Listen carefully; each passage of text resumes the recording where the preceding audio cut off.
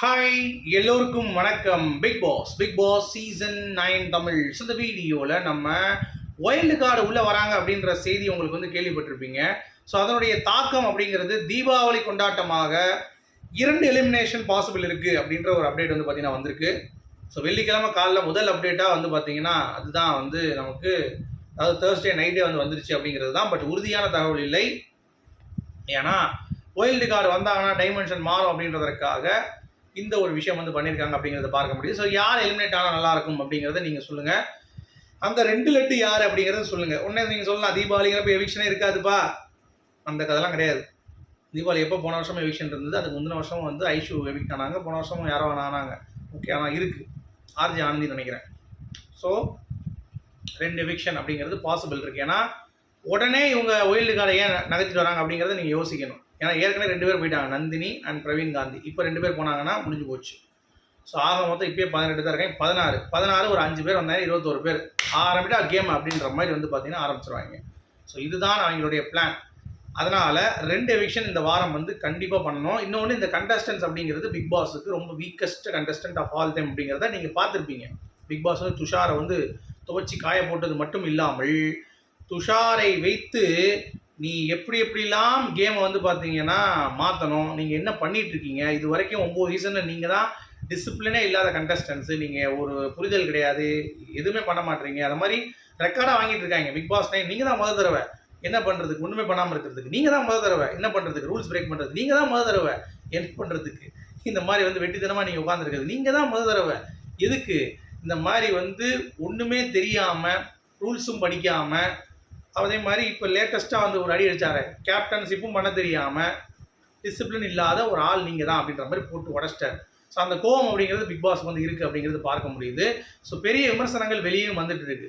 So இங்கே நீங்கள் கவனிச்சிங்கன்னா 2 ட்ராக் கொஞ்சம் மோசமாக போயிட்டுருக்கு. ஒன்று வந்து துஷார் அண்ட் அரோரா, இந்த 2ல் ஒன்று தூக்கணும். துஷார் இந்த வாரம் தூக்க முடியாது, நாமினேட் ஆகலை. அவன் அரோராவை தூக்கிடலாம், சரியா? அதே மாதிரி ஆதிரையை தூக்க முடியாது, நாமினேட் ஆகலை. அதனால் இன்னொருத்தனை தூக்கணும்னு எஃப்ஜே.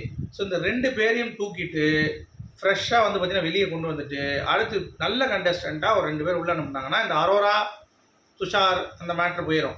துஷார் அவன் வேலையை பார்க்க ஆரம்பிச்சிருவான். எஃப்ஜே ஆதிரை அவள் பாட்டு வந்து அவன் வேலையை பார்க்க ஆரம்பிச்சிருவான் அப்படிங்கிறது தான் பாயிண்ட். அடுத்து வைல்டு கார்டு வந்தாங்கன்னா அதுக்கு எடுத்து பார்ப்போம் என்ன நடக்குது அப்படின்னு சொல்லிட்டு. ஏன்னா வைல்டு கார்டு வந்தாலும் விட மாட்டாங்க, எத்தையாவது சுற்றிட்டு இருப்பாங்க அப்படிங்கிறது ஒரு பக்கம் இருக்கட்டும். பட் நான் என்ன சொல்ல வரேன்னா இதுதான் இதோடைய ஸ்ட்ரக்சர், இதை நீங்கள் புரிந்து கொள்ள வேண்டும் அப்படிங்கிறது தான். சரி, அதற்காக எலிமினேஷன் யாரை பண்ணுறான் அப்படின்னு சொல்லி யோசிச்சு பார்த்தீங்கன்னா நான் ஏற்கனவே சொன்ன மாதிரி அதில் எனக்கு 2 ஆப்ஷன் அப்படிங்கிறது கன்ஃபார்மாக இருக்குது. ஓகே, ஒன்று வந்து பார்த்தீங்கன்னா எஃப்ஜே. ஸோ எஃப்ஜே வந்து ஏற்கனவே சொன்ன மாதிரி கண்டென்ட் அப்படிங்கிறப்போ ஒன்றுமே கிடையாது, ரொம்ப ஓட்டு வந்து அவன் பின்தங்கி தான் இருக்கான். இந்த வாரம் எப்படியும் அவன் போயிடுவான்.